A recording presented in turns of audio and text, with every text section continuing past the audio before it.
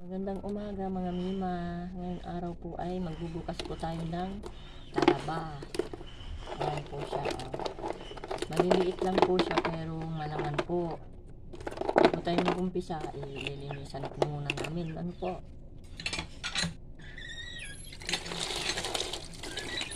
Ano mo din yung ang paglilinis ko? Linis ko.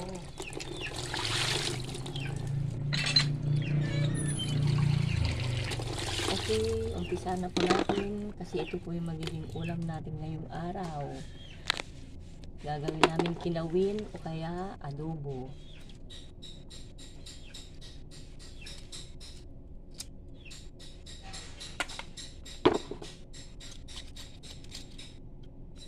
Pakita mo rin yung ano-ano kung nasusulak ko.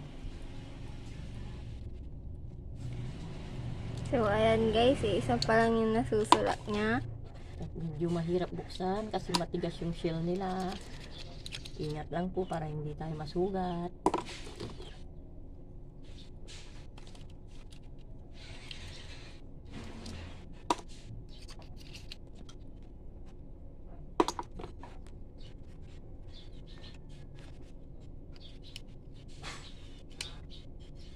Aw! Nasikwet. Nagasgas yung kamay ko.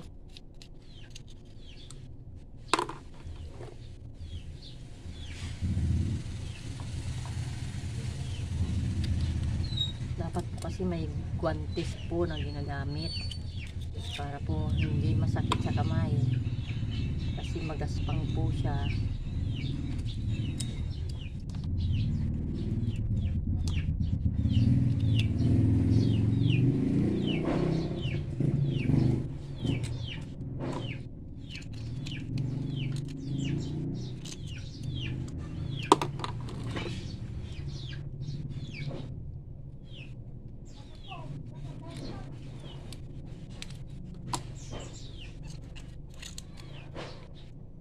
Tapos mo. So, ayan guys, marami na pong nasukit si Mami. At marami pang natitira. At tabayanan na lang po natin na matapos kung gaano karami. Ayan po, oh. Ayan. Ay, yung ano, tapos na ginawa ko. Pwede na siyang pang-ulam. Kilawin na talaba or oyster.